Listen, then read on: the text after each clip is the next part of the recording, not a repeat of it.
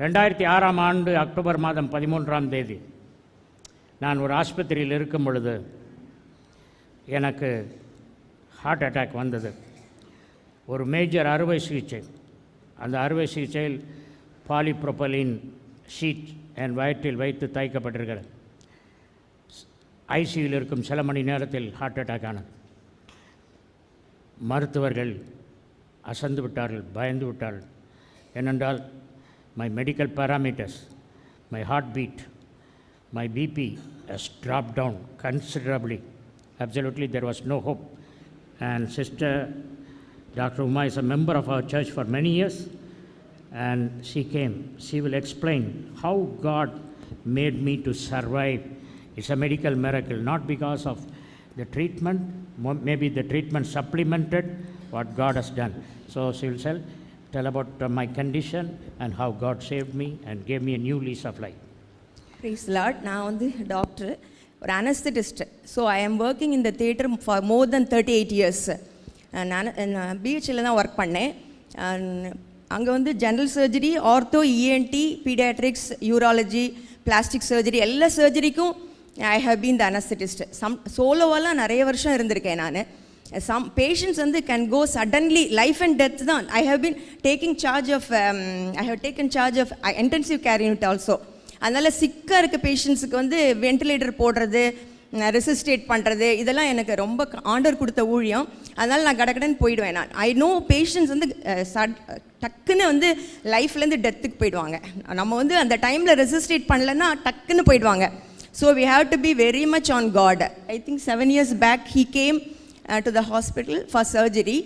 யூஸ்வலாக நாங்கள் வந்து டேட்டு கொடுப்போம். பட் பாஸ்டர்ன்றனால இன்வெஸ்டிகேஷன்லாம் பண்ணிவிட்டு சர்ஜன்ட்டை ரிக்வெஸ்ட் பண்ணி நெக்ஸ்ட் டேயே போஸ்ட் பண்ணிட்டோம்.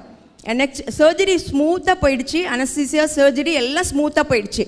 அப்புறம் போஸ்ட் ஆப்ரேட்டிவ் வார்டுக்கு போயிட்டு ஃபியூ ஹவர்ஸ் இல்லை பார்த்தீங்கன்னா அந்த ஸ்டாஃப் வந்து ஃபோன் பண்ணுறாங்க, ஹைப்போ டென்ஷன், பல்ஸே ஃபீல் பண்ண முடியல சொன்னாங்க.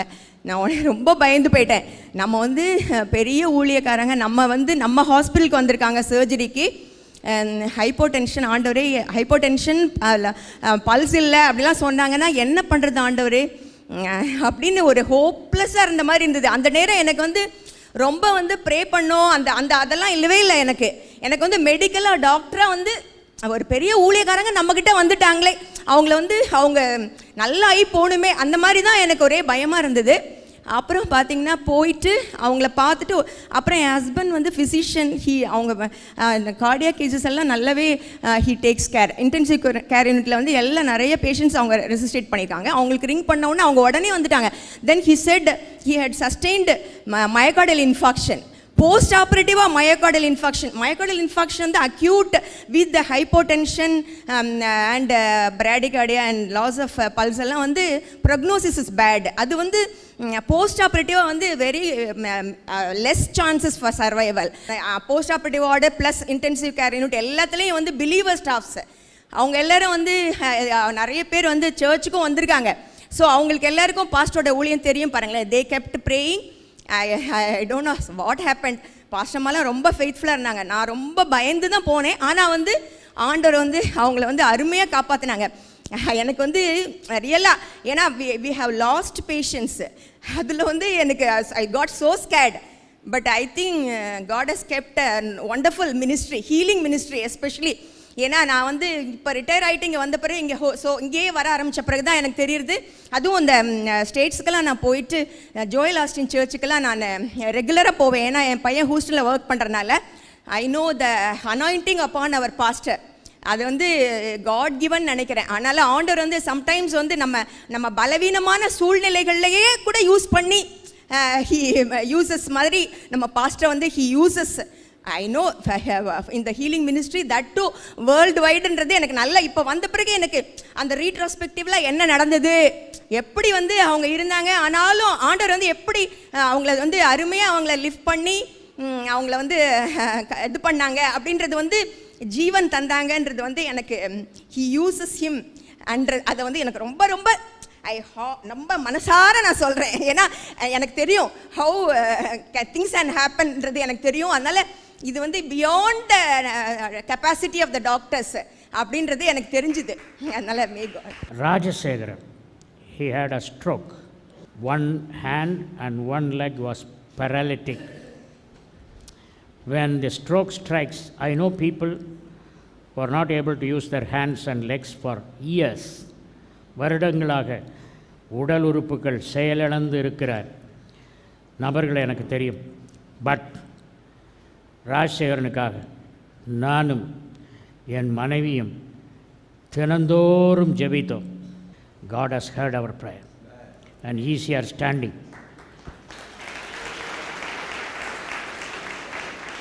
More than 1 month he was in hospital. Now praise the Lord, and Rajasekaran will testify. கர்த்தருடைய பரிசுத்த நாமத்துக்கு ஸ்தோத்திரம். நான் இந்த இடத்துல நிற்பதும் நிர்மூலமாகாமல் இருப்பதும் கர்த்தருடைய சுத்த கிருபை. அவருடைய கிருபை இல்லைன்னா நான் இந்த இடத்துல இப்போ உங்களோட பேச முடியாது. உளையான சேற்றிலிருந்து என்னை தூக்கி எடுத்திருக்கிறார். கர்த்தர் இந்த உயிரை மறுபடியும் கொடுத்துருக்கிறார். அது பாஸ்டர் செய்த உருக்கமான ஜெப. அவர் கர்த்தரோட எவ்வளவு நெருங்கி இருக்கிறார்ன்றதுக்கு இது ஒரு பெரிய சாட்சி. இது ஏன்னா யாராலையும் மீட்டு தர முடியாத இந்த உயிரை அவருடைய ஜெபத்தின் வல்லமை இப்போ மீட்டு கொடுத்துருக்குது. அதுதான் உண்மை. ஏன்னா தாயன்போட அந்த ஜெபம் உருக்கமான ஜெபம் இருக்க எனக்காக பரிந்து பேசி, ஆண்டவரே எனக்கு ராஜசேகரன் வேணாம், ஆண்டவரே எனக்கு கண்டிப்பாக எனக்கு வேணாம், ஆண்டவரே எனக்கு பலதுகரமாக இருந்து எனக்கு இவ்வளவு நாள் பணியாற்றின ராஜசேகரன் எனக்கு வேண்டாண்டவர்னு உருக்கமாக அவர் கேட்டு, அதாவது பயங்கரமான ஸ்ட்ரோக்கு. ஒவ்வொரு நிமிடமும் என்னுடைய நிலைமைகள் மாறிக்கிட்டே இருக்கும். ஒவ்வொரு நிலைமை மாற மாற அதற்கு தகுந்தாப்பில் ட்ரீட்மெண்ட் எடுத்துக்கிட்டே இருந்தாங்க. 6 நாள் மிகவும் மோசமான நிலையில் பாஸ்டர் ஒவ்வொரு நிமிடமும் அவர் எனக்காக பிரத்யேகமாக அந்த 2 மணி நேரத்துக்கு ஒரு தடவை எனக்காக ஜெபிச்சு கொண்டே இருந்தார். அவர் அந்த ஜெபத்தை மட்டும் செய்யாமல் இருந்திருந்தால் கண்டிப்பாக பரலோகத்தில் இருந்த ஜெபம் ஏறெடுக்கப்பட்டதுனால ராஜசேகரன் உங்களுக்கு முன்னால் இப்போ நின்றுட்டு சாட்சி சொல்லிக்கிட்டு இருக்கேன்.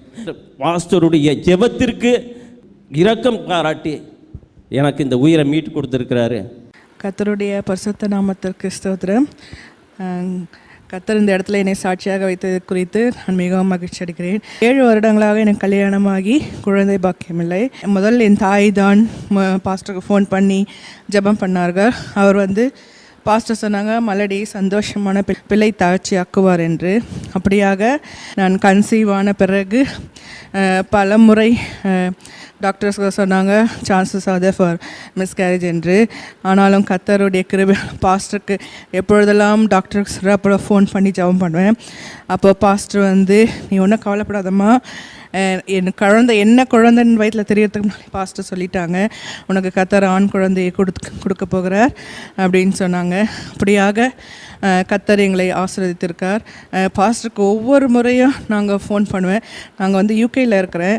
யூகேலேருந்து அவருக்கு ஃபோன் பண்ணுவேன். அவருடைய ஜெபம் 2 நிமிஷம்தான் இருக்கும். ஆனாலும் அந்த ஜெபத்துக்கு மிகவும் பவர்ஃபுல்லான ஜெபம். ஒவ்வொரு முறையும் அவருடைய வார்த்தையின் மூலமாக வசனத்தின் மூலமாக எங்களை தேர்த்திருக்காங்க. ஃபோன் மூலமாக மாத்திரம் இல்லாமல் இமெயிலையும் காண்டாக்ட் பண்ணி ப்ரேயர் ரிக்வெஸ்ட் அனுப்புவேன். இமீடியட்டாக ரிப்ளை பண்ணுவாங்க.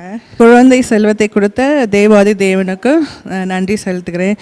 ஒவ்வொரு முறையும் ஜெபம் பண்ணுங்க பாஸ்டர் என்று சொல்லும் போதெல்லாம் ஜெபித்த பாஸ்டருக்கும் நன்றி செலுத்துகிறேன். என்னை போல் பல வருடங்கள் குழந்தை இல்லாதவர்களுக்காக நான் ஜெபம் செய்ய ஆசைப்படுகிறேன். கர்த்தாவே உம்மை துதிக்கிறோம் அப்பா. இந்த வேளையிலும் கர்த்தாவே இந்த டிவி பார்த்து கொண்டு இருக்கும் அநேகருக்கு கர்த்தாவே என்னை ஒரு சாட்சியுள்ள மகளாக நிறுத்தினது போல இதை பார்த்து கொண்டு இருக்கிறவர்களுக்கு குழந்தை பாக்கியத்தை கொடுங்க ஆண்டவரே. அண்ணாளின் கண்ணீரை கண்டு குழந்தை கொடுத்த தேவனே ஏசப்பா, இது உமக்கு லேசான காரியம் ஆண்டவரே. எனக்கும் பல வருடங்கள் குழந்தை இல்லாமல் எங்களுடைய கண்ணீரை கண்டு எல்லாருடைய ஜெபத்தையும் கேட்டு குழந்தை கொடுத்த தேவனே, இன்றைக்கு டிவி பார்த்து கொண்டு இருக்கும் குழந்தை இல்லாத பெண்களுக்கு கர்த்தாவே உம்முடைய கிருபையும் இரக்கத்தையும் கொடுத்து அவர்கள் குழந்தை செல்வத்தை கொடுக்கும்படியாக ஆண்டவராக இயேசு கிறிஸ்து நம்மளுக்கு ஜெபம் பிதாவே, ஆமென். Title of the program is Commanding Angels. தேவதூதர்களுக்கு கட்டளையிடுதல். இறையியலிலே பல சப்ஜெக்ட்ஸ் இருக்கிறது. அதில் ஒன்று ஏஞ்சலாலஜி. பில்லி கிரஹாம் ஏஞ்சலை பற்றி எழுதியிருக்கிறார். சார்ல்ஸ் கேப்ஸ் அண்ட் ஆனட் கேப்ஸ் அவர்கள் ஏஞ்சல்ஸை பற்றி எழுதியிருக்கிறார்கள். லெஸ்டர் சமரால் ஏஞ்சல்ஸை பற்றி எழுதியிருக்கிறார். ஏஞ்சலோடு நடனமாடி பரலோகத்துக்கு பல தடவை போயிட்டு வந்த கெவின் பாஸ்கோனி டான்சிங் வித் ஏஞ்சல்ஸ்னு 2 வால்யூம் எழுதியிருக்கார். Kevin Basconi. ஜிம் கால் அவர் ஏஞ்சல்ஸை பற்றி எழுதியிருக்கிறார். பாபி கார்னர் ஏஞ்சலை பற்றி எழுதவில்லை, பார்த்திருக்கிறார். ஜாஷுவா மில்ஸ், அவங்க ஜாஷுவா மில்ஸ், ஜிம் கால் எல்லாம் சேர்ந்து ஒரு டிவிடி ஏஞ்சல் மினிஸ்ட்ரேஷனை பற்றி போட்டிருக்காங்க. You have to think about angels. சரித்திரத்தின் காலத்தில் படிக்கும் பொழுது சில காலகட்டத்தில் இருண்ட காலமாக தேவதூதர்களை பற்றி அவர்கள் சிந்திக்கவில்லை. ஏனென்றால் பயம், அவள் தேவதூதர்களாக இருப்பார்களோ பிசாசாக இருப்பார்களோ என்ற பயத்தினாலே ஏஞ்சலை பற்றிய அறிவு குறைந்து போயிட்டு. I want to tell you the ministry of angels is increasing. But in this talk I am going to say what I learned from angels. தேவதூதர்களிடம் பற்றி நான் அறிந்து கொண்ட காரியம், அவர்களோடு இன்டராக்ஷன் பண்ணதினால் நான் தெரிந்து கொண்ட காரியங்களை மாத்திரம் இந்த நாளில் நான் பேச இருக்கிறேன். என்னுடைய வாழ்க்கை, என் மனைவியுடைய வாழ்க்கையில் கேட்டால் தேவதூதர்கள் பல தடவை வந்து உதவி செய்திருக்கிறார்கள், எங்களை வழி நடத்தி இருக்கிறார்கள். சின்ன காரியத்திலும் சரி பெரிய காரியத்திலும் சரி. நான் தூரக்கிழக்கு ஒலிப்பதிவு நிலையத்தில் வேலை செய்த பல ஆண்டுகளில் பல தடவைகள் தேவதூதர்கள் உதவி செய்திருக்கிறார்கள். ஒரு தடவை எனக்கு பண கஷ்டம், பயங்கரமான பண கஷ்டம், சாப்பாட்டுக்கே இல்லாத ஒரு நேரம். திடீரென்று ஒருவர் வந்தார், அறைக்கு வந்தார், யாருன்றே தெரியாது. நேராக சமையல் அறைக்கு போனார். என் மனைவி பார்த்து, are you the wife of pastor Victor Gnanaraj? Yes. She gave her 4000 rupees. அப்பொழுது நான் ஒரு புத்தக கடைக்கு புத்தகம் வாங்கினதுக்கு காசு கட்டாதனாலே உடனே கட்டவும் என்று சொல்லி ஒரு லெட்டர் வந்துடும். He gave 4000 rupees. I asked him, who are you? Why do you want to give 4000? நான் கட்ட வேண்டிய பணம் 4000. கரெக்டாக அந்த காசை கொடுத்துவிட்டு அவர் சென்று விட்டார். எபிரேயத்திலே ஏஞ்சல் என்ற வார்த்தை மாலாக் என்று அழைக்கப்படுகிறது. புதிய ஏற்பாட்டில் வரும்பொழுது எங்கிலாஸ், எங்கிலாஸ் என்று சொன்னால் தேவதூதன் என்று அர்த்தம். வேதத்தில் உள்ள 66 புத்தகங்களில் 34 புத்தகங்களிலே 273 தடவை தேவதூதர்களை பற்றி அங்கே குறிப்பிடப்பட்டிருக்கிறது. Angels and angel singular and plural comes 273 times out of the 66 books. In 34 books it is mentioned like that. அதில் பழைய ஏற்பாட்டில் 108 தடவையும் புதிய ஏற்பாட்டில் 165 தடவையும் தேவதூதரை பற்றி சொல்லப்பட்டிருக்கு. Old testament 108, new testament 165 times the word angel comes. Pentateuch என்று அழைக்கப்படுவது மோசேயின் பஞ்ச ஆகமங்கள். மோசேயின் பஞ்ச ஆகமங்களிலே ஆரம்பகால நூல், அது சில மொழிபெயர்ப்புகளிலே துடக்க நூல். வேதத்தின் கடைசி புத்தகமாகிய வெளிப்படுத்தின விசேஷத்தில் தேவதூதர்களை பற்றி 82 தடவை வருகிறது. 5 புஸ்தகத்தில் 32 தடவை, மோசேயின் புத்தகத்தில், புதிய ஏற்பாட்டில் வெளிப்படுத்தின விசேஷத்தில் 82 தடவை. So the angel told me, you look, ஆரம்ப காலத்தில் 32 தடவை வந்தாங்க. பிறகு பழைய ஏற்பாட்டுக்கும் புதிய ஏற்பாட்டுக்கும் மத்தியில் 400 வருஷங்கள் எந்த ஏஞ்சலுமே வரல. அதுக்கப்புறம் 400 வருஷத்துக்கு அப்புறம் சகரியாட்ட ஏஞ்சல் வந்தான். அதுக்கப்புறம் மரியாள்கிட்ட வந்தான் 6 மாதம் கழிச்சு. இப்பொழுது வெளிப்படுத்துகிற விசேஷத்தில் 82 தடவை வர்றதுனால, ஆதி ஆமத்தில் வந்ததை விட 2.5 மடங்கு அதிகமாக வர்றதுனால, கடைசி காலத்தில் கடைசி புத்தகத்தில் அடிக்கடி வந்த தேவதூதன் இப்பொழுது ரிலீஸ் ஆகி இந்த உலகத்தில் வந்திருக்கிறான். எபிரேயர் 1 அதிகாரம் 7 வசனம். தேவதூதரை குறித்தோ தம்முடைய தூதர்களை காற்றுகளாகவும் தம்முடைய ஊழியக்காரரை அக்கினி ஜுவாலைகளாகவும் செய்கிறார் என்று சொல்லி இருக்கிறது. தேவதூதரை குறித்தோ தம்முடைய தூதர்களை காற்றுகளாகவும். They are like wind. The angels are like wind. Angels are riding the chariots. அவர்கள் ரதத்தை ஓட்டுகிறார்கள் தேவதூதர்கள். சில சமயத்தில் கேருபீன்கள் தான் ஆண்டவருக்கு ஒரு மொபைல் சிங்காசனம் இருக்கிறது. அந்த சிங்காசனத்துக்கு 4 வீல்ஸ், அந்த சக்கரங்கள், இப்படி ஒரு சக்கரம் இருக்குது, அதுக்கு மத்தியில் இப்படி ஒரு சக்கரம் இருக்குது. இப்படி 4 சக்கரங்கள், 4 சக்கரங்களை சுற்றி 4 கேருபீன்கள். I have seen கேருபீன்ஸ். உடலெல்லாம் கண்கள். கேருபீன்களுக்கு 4 ரெக்கைகள். கையிலெல்லாம் கண், முதுகிலெல்லாம் கண், முன்பக்கமெல்லாம் கண். அந்த 4 கேருபீன்களுக்கு மத்தியில் அக்கினி இருக்கு. சணல் உடை தரித்த ஒரு மனிதன் போய் அந்த அக்கினியில் தழலை எடுத்து அப்படி எரிகிறான். அந்த 4 கேருபீன்களுக்கு மேலே ஒரு மண்டலம் இருக்கிறது, எ கிறிஸ்டல் ரெல்ம். அந்த கிறிஸ்டல் ரெல்முக்கு மேலே ஒரு நீல நிறத்திலே ஒரு சிங்காசனம் இருக்கிறது. இந்த ஆண்டவருடைய மொபைல் த்ரோன், அது டர்ன் பண்ண தேவையில்லை. இப்படி போனால் அப்படி போகும், அப்படி போனால் அப்படி போகும். 4 பக்கத்துலேயும் அப்படி சக்கரம் இருக்கிறதுனால it doesn't turn.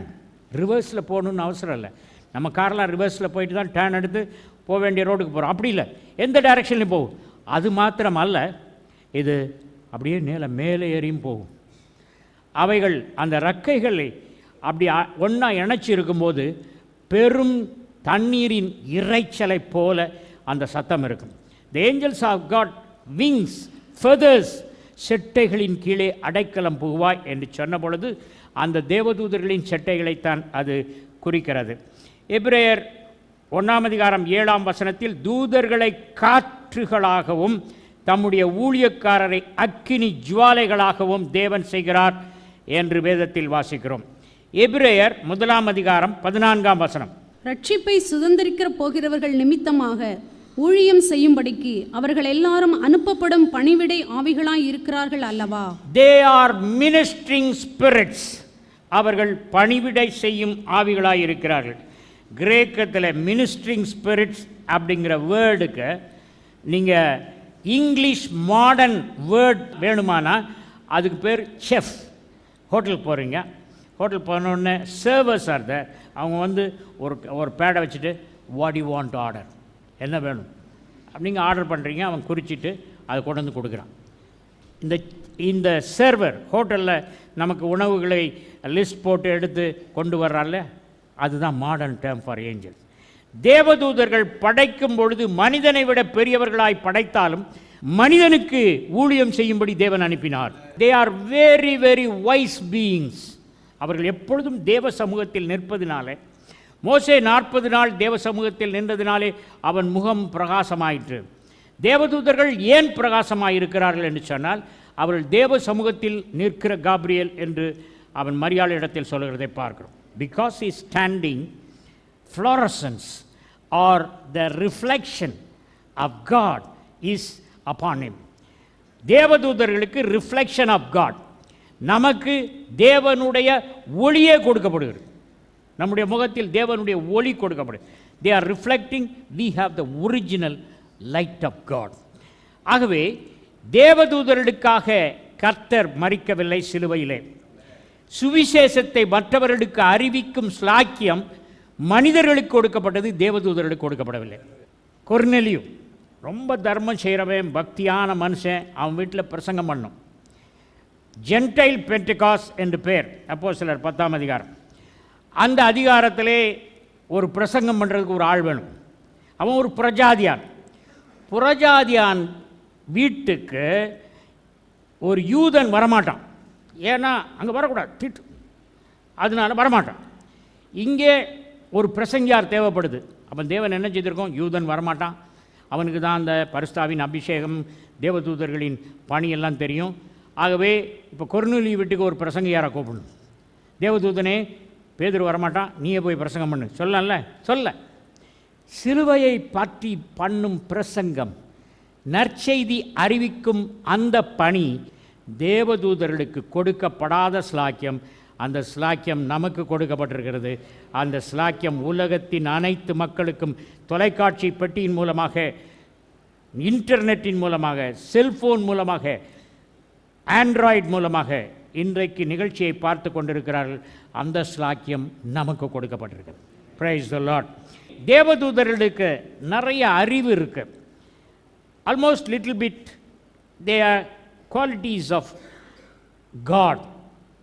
By that I mean they can understand, read our thoughts. அவங்களுக்கு அறிவு இருக்குது. அறிவுனா நம்ம அறிவு இல்லை, அதை விட அதிகமான அறிவு இருக்குது. பேதுரு 1:12.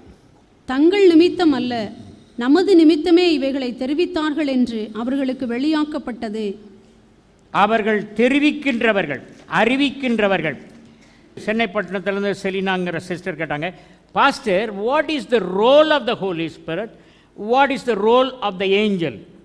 பரிசுத்த ஆவியானவருக்கு என்ன செயல், தேவதூதர்களுக்கு என்ன பணி, இந்த ரெண்டையும் ஏன் இருக்கணும்? பரிசுத்த ஆவியானவர் இருக்கும்போது தேவதூதர்கள் எதுக்கு அப்படின்னு சொல்லிட்டு ஒரு கேள்வி கேட்டாங்க. தேவதூதர்கள் தேவனால் இந்த உலகம் படைக்கப்படுவதற்கு முன்பு, ஆதாம் படைக்கப்படுவதற்கு முன்பு படைக்கப்பட்டவர்கள். They were created beings. Whereas Holy Spirit is the third person of the Trinity. He was not created. From the time immemorial, the Holy Spirit is there. Holy Spirit-இனுடைய வேலையும் தேவதூதர்களுடைய வேலையும் வித்தியாசமானது. நம்முடைய வாழ்க்கையின் உள்பகுதியிலே He ministers to the internal man. ஒரு மனிதனை மாற்றி அமைக்கும் பணியை பரிசுத்த ஆவியானவர் செய்கிறார். நமக்குள்ள, நம்ம மனதுக்குள்ள all spiritual blessings come through the Holy Spirit. All material blessing, earthly blessing comes through the angels. Holy Spirit can make use of the angel. Angel cannot make use of the Holy Spirit. Angel போய் பரிசுத்த ஆவியானவரே இவர் கொஞ்சம் உதவி செய்து வாங்கன்னு சொல்ல முடியாது. ஆனால் பரிசுத்த ஆவியானவர் ஏஞ்சலுக்கு சொல்ல முடியும். பரிசுத்த ஆவியானவர் திரித்துவத்தின் ஒரு நபர், ஏஞ்சல் படைக்கப்பட்டவர்கள். Holy Spirit is teaching, comforting, helping, empowers believers. அதெல்லாம் பார்க்குறோம். அதுக்கு பகுத்தறியும் ஞானம் உண்டு. ஆனால் ஆல் ஸ்பிரிச்சுவல் திங்ஸ் அதெல்லாம் பரிசுத்த ஆவியானவர் நமக்கு செய்கிறவராய் இருக்கிறார் என்று பார்க்கிறோம். மத்தேயு 28:5. தூதன் அந்த ஸ்திரீகளை நோக்கி, நீங்கள் பயப்படாதிருங்கள், சிலுவையில் அறையப்பட்ட இயேசுவை தேடுகிறீர்கள் என்று அறிவேன். சிலுவையில் அறையப்பட்ட இயேசுவை தேடிக்கொண்டு சில ஸ்திரீகள் வருகிறார்கள். அப்போ தேவதூதன் என்ன செய்யணும்? அம்மா எதுக்கு வந்துடுறீங்க அப்படின்னு கேட்டுருணும். கேட்கல, நீங்கள் இயேசு கிறிஸ்துவை தேடி வர்றீங்கன்னு எனக்கு தெரியும் அப்படின்றான். So the angels like God can read our thoughts. நம்முடைய எண்ணங்களை அவன் வாசிக்க முடியும். அதுக்கப்புறம் ஏஞ்சலுக்கு ஒரு காரியம் என்னவென்றால், they have the ability to choose but not the right of choice. தமிழில் சொன்னால் அவைகளுக்கு தெரிந்தெடுக்கும் திறமையுண்டு, ஆனால் தெரிந்தெடுக்கும் உரிமை கிடையாது. They can know good from bad but they cannot make any choice. Robot மாதிரி ஆண்டவர் சொன்னதான் செய்யணும். அவங்களா இஷ்டப்பட்டு செய்யக்கூடாது. அவங்களா இஷ்டப்பட்டு எதையாவது பேசினாலும் சொன்னாலும் விழுந்து போவார்கள். Gabriel, Michael, Lucifer. இப்போ கேப்ரியல் எல்லுனா தேவன், கேப்ரியல் எல் வருது. அதுக்கப்புறம் மைக்கேல் எல் வருது, லூசிஃபர் எல் வரல, ER வருது. அதனால தான் அவன் விழுந்து போகிறான். தெரிந்தெடுக்கும் திறமை உண்டு, ஆனால் தெரிந்தெடுக்கும் உரிமை கிடையாது. You must understand what is this concept is. அங்கே பாருங்கள், ஏசாயா தீர்க்கதரிசனத்தில் ஒரு ஏஞ்சல் சொன்னான். ஏசாயா 14:12. அதிகாலையில் மகனாகிய விடிவெள்ளியே, நீ வானத்திலிருந்து விழுந்தாயே, ஜாதிகளை ஈனப்படுத்தினவனே, நீ தரையில் விழ வெட்டப்பட்டாயே. தேவன் தனக்கு கொடுத்த இடத்தை விட்டு இவன் சொந்த ஆசைப்பட்டு தேவனுக்கு மேல் போக வேண்டும் என்று ஆசைப்பட்டதினாலே நீ வானத்திலிருந்து விழுந்தாயே. விழுந்துவிட்ட தேவதூதனை பற்றி பார்க்கிறோம். கர்த்தருக்குள் அன்பானவர்களே, தேவதூதர்கள் ஆதாமுக்கு முன்பாகவே இருந்தவர்கள். யோபுவின் புத்தகம் 38 முதல் 3 நான் பூமியை அஸ்திபாரப்படுத்துகிற போது நீ எங்கே இருந்தாய்? நீ அறிவாளியானால் அதை அறிவி. அதற்கு அளவு குறித்தவர் யார்? அதன் மேல் நூல் போட்டவர் யார்? இதை நீ அறிந்திருந்தால் சொல்லு. அதன் ஆதாரங்கள் எதன் மேல் போடப்பட்டது? அதன் கோடிக்கல்லை வைத்தவர் யார்? அப்பொழுது விடியற்காலத்து நட்சத்திரங்கள் ஏகமாய் பாடி தேவபுத்திரர் எல்லாரும் கம்பீரித்தார்களே. தேவனை துதிக்கிற angels, they are angels of God. தேவனுக்கு 2 சேனை. தேவனுக்கு என்ன பேர்? சேனைகளின் கர்த்தர். சேனைகள்ங்கிறது ப்ளூரல். ஏன் சேனைகள்னு சொல்லியிருக்கு? அவர் ஒரு சேனை தானே, தேவதூதர்களின் சேனை வானத்தில். அதனால் சேனையின் கர்த்தர் தானே சொல்லியிருக்கணும். சேனைகளின் கர்த்தர்னு ஏன் சொல்லியிருக்கு அப்படின்னா, அவரை துதிக்கக்கூடிய தேவதூதர்களின் சேனை பரலோகத்தில் இருக்க, பூலோகத்தில் அவரை துதிக்கக்கூடிய இன்னொரு சேனை இருக்கிறது. ஆகவே இந்த 2 சேனைக்கும் அவர் கர்த்தராக இருப்பதனாலே அவருக்கு பேர் சேனைகளின் கர்த்தர். ஜீவனுள்ள அன்பின் பரமபிதாவே, I mobilize the activity of angels. Lord, as the congregation members, internet audience, TV audience, ரட்சிப்பு இயேசு கிறிஸ்துவில் மாத்திரமே உண்டு என்று மற்றவர்களுக்கு சொல்லும் பொழுது அவருடைய பெயரை பிதாவினிடத்தில் அறிக்கை பண்ணுங்கள். அவர்களுக்கு தேவதூதர்கள் வருவார்கள். தேவதூதர்கிட்ட என்ன சொல்லணும், என்ன செய்யணும்னு சொல்லுங்கள். ஏன்னா அவங்களுக்கு சொல்ல தெரியாது. அவங்க சொன்னால் சின்னதாக சொல்லிடுவாங்க. நீங்கள் சொன்னீங்கன்னா பெருசாக சொல்வீங்க. அவங்களுக்கு சொல்லுங்கள், நெட்டில் என் வார்த்தைகளை கேட்கிற, டிவியில் என் வார்த்தைகளை கேட்கிற எல்லார் முன்பாகவும், if possible, why if possible, everything is possible for you. Let the angels come. Angel of healing shall come. Angel of scribing angel, scribe angel shall come. Angel of scroll shall come. Angel of breakthrough, தடைகளை தகர்க்கும் தேவதூதன் வரட்டும். எதெல்லாம் தடைப்பட்டிருக்கிறதோ அதையெல்லாம் நீங்கும்படி ஜெபிக்கிறேன். I pray for healing angels. Angels do not have the power to heal, but they take the healing virtues of Jesus from the cross. சிலுவையில் இயேசு சம்பாதித்த தெய்வீக சுகம் அதை கொண்டு கொடுக்கிறாரு. உலகத்தில் ஒருத்தனை சிலுவையில் அரைஞ்சா அவன் என்ன சொல்லணும்? அந்த 2 கல்வர்கள் என்ன சொல்லியிருப்பாங்க? ஐ ஆம் ஃபினிஷ்ட். ஏன் உன் ஜீவன் போயிடுச்சு, ஐ ஆம் ஃபினிஷ்ட்னு சொல்லிப்பாங்க. ஆனால் எங்க ஏசப்பா ஐ ஆம் ஃபினிஷ் சொல்ல, இட் இஸ் ஃபினிஷ்ட். அது முடிந்தது. ஏன் அது முடிந்தது?